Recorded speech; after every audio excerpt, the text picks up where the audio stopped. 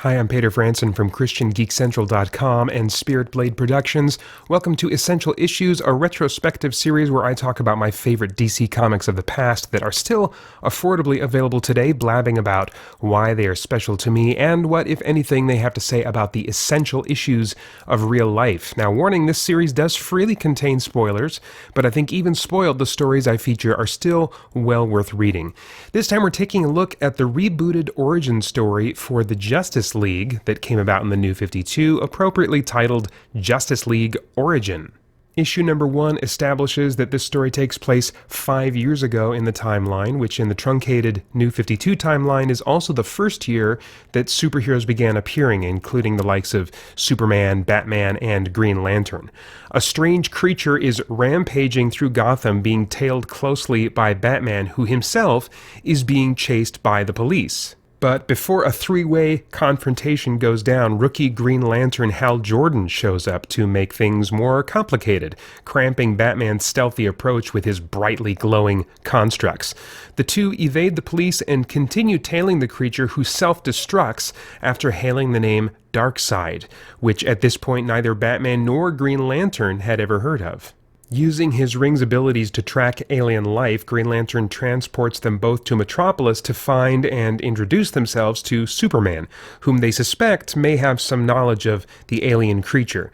But Superman is more aggressive than Green Lantern assumed, and the cliffhanger ending foreshadows a major first-time conflict in the next issue between Superman and Batman. As a huge Green Lantern fan, the standout moments for me in this issue were all related to the interactions between Batman and Hal Jordan. The two could not possibly be more different. Batman is calculating and already experienced, and Hal Jordan is foolish and cocky and overconfident in his ring. As much as I love Green Lantern, I also enjoy Batman most when he is showing up superpowered characters despite having no superpowers of his own, and he gets some of his best moments doing that in his exchanges with Hal Jordan. Issue number 2 carries the Batman versus Superman and Green Lantern fight to its logical conclusion, which is that eventually they realize it was a misunderstanding. But that doesn't happen before Green Lantern calls in Barry Allen, the Flash, who is eager to get away from his work at the crime lab since his boss is suddenly only interested in discovering the Flash's true identity. Once the four heroes are on the same page, which again requires some combat, large-scale destruction, and a bit of verbal fisticuffs, they head off together in search of more mother boxes like the one found with the self-destructing alien. Little do they know that a Starlab scientist is studying one of the mother boxes amidst a conflict with his neglected son. The mother box behaves erratically, resulting in an explosion that the scientist's son Victor is caught up in, seemingly killed on the last page. A lot of this issue is, again, spent humorously establishing a pecking order of power. Green Lantern is stronger than Batman, but not smart enough to truly beat him. Superman is stronger than Green Lantern, but not faster than Flash until Barry fails to take him seriously enough. It's an old device that somehow doesn't feel old to me here and establishes character personalities that are fun to see rub against each other. From a thematic standpoint, the most noteworthy element is the sadly dysfunctional relationship between Victor Stone and his father Silas, who sees Victor's immense skill and love for football as worthless and pointless, to the point that he admits to his son that he will never come to see him play in one of his games. It's hopefully, for most of us, an extreme situation that's easy to be critical of, but I have to admit that I can relate, not to Victor, but sadly to Silas. My youngest son loves playing soccer, and not too long ago told me it made him really sad that I don't show more interest in his games and practices, and that was really hard to hear, and I resolved to make a change. And while looking at Silas, it would be easy to say to myself, well, at least I'm not as bad as that jerk. I think it's more worthwhile to admit the ways in which I'm similar and try to figure out what the next step is in a better direction. Issue number 3 continues the introductions by showing Wonder Woman coming off her U.S. liaison leash and going out to look for a fight against evil. She seems fresh off the boat from Themyscira and is unfamiliar with the most basic elements of modern culture, including ice cream. It's worth noting that the scene of Diana tasting ice cream for the first time has been recreated in other media more than once. Her naivete really makes her endearing to me, but I honestly prefer the reimagining of this moment as portrayed in the live-action Wonder Woman movie. Diana definitely comes across as more aggressive and even a bit immature in this issue introducing her. I appreciate this glimpse of her as a newcomer, but I definitely prefer a Diana who is both endearingly naive to modern America and also wise and mature rather than being immature. Similarly, I find her brief implied flirtation with Superman to be a disservice to both characters. After seeing her unleashed strength against the enemy, Superman simply says, "You're strong." To which Diana replies with an over-the-shoulder smile, "I know." It just comes across as the most shallow connection that two of the most respected DC characters could start a relationship with, and honestly grosses me out just a bit for how junior high or even elementary school it feels somehow. I do take comfort remembering that this is the new 52 Superman, who is shown later to be a genuinely different Superman than the pre-52 Superman, and we won't have to be stuck with him forever.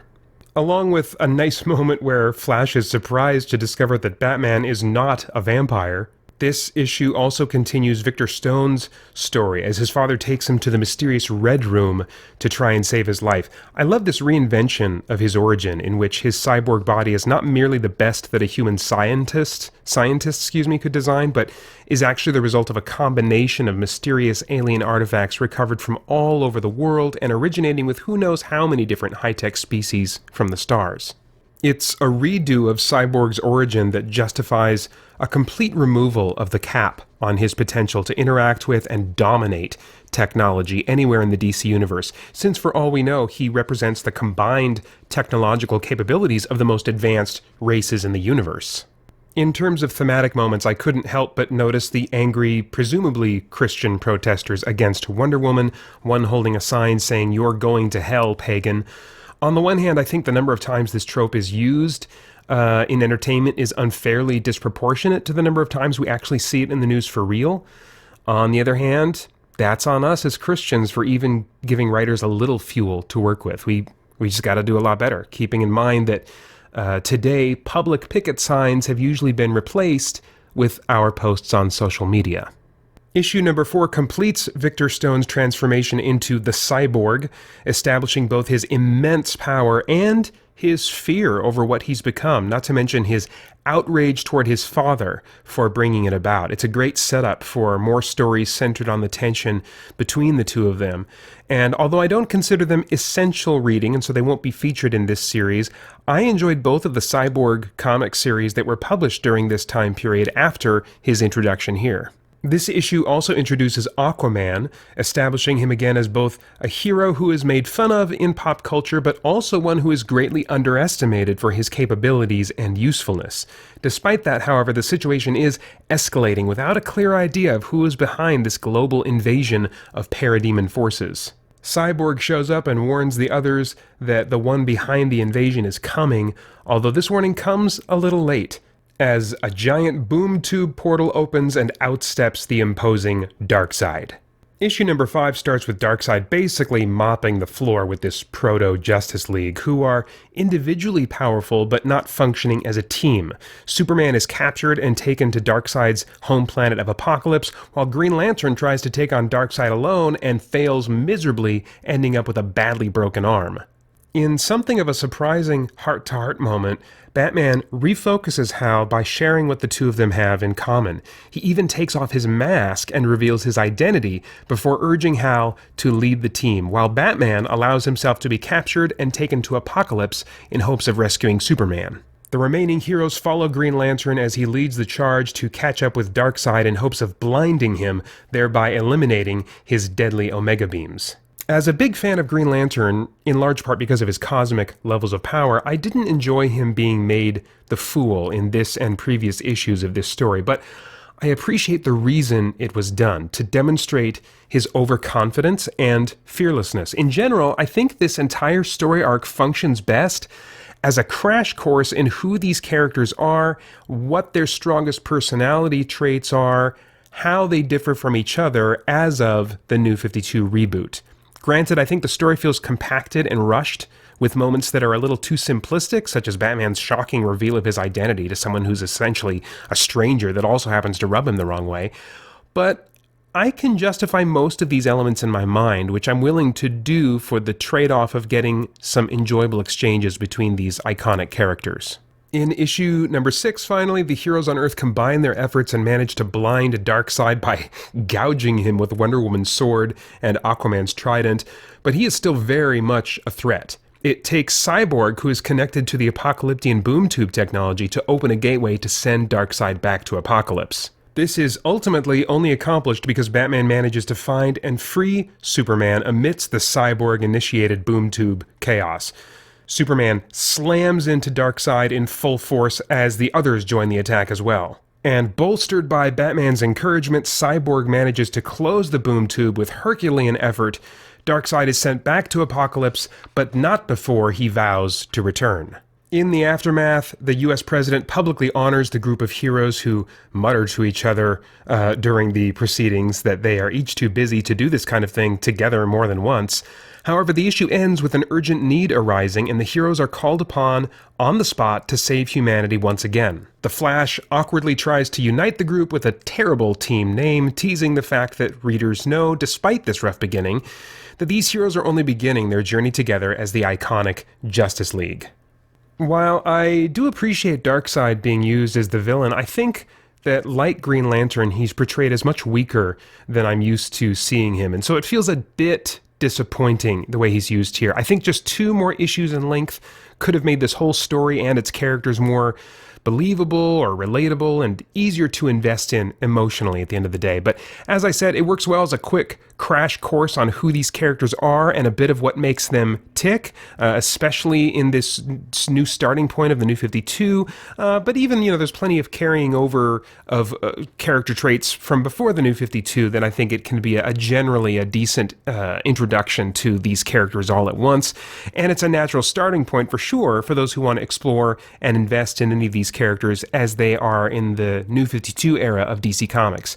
I also, again, really appreciate the upgrade to Cyborg, who before this had his origins attached to the Teen Titans, not the Justice League.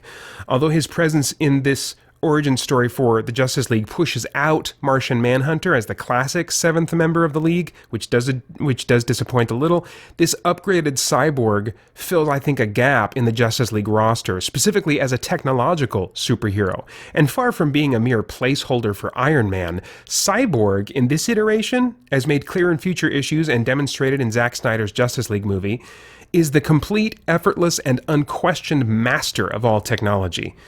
Far from being the best Justice League story, Justice League Origin is still an arc I enjoy reading, and that's saying a lot coming from an era of DC I mostly disliked. In fact, although there were some New 52 books I liked after this, Justice League Origin is the last story arc I'll feature from the primary New 52 period in my Essential Issues series before we move on to a storyline that began to transition DC out of some of the mistakes that editorial seemed to eventually realize they had made. Namely, that lots of readers just didn't like this new portrayal of Superman. And so next time, we're going to start taking a look at the road taken to fully restore the real Man of Steel.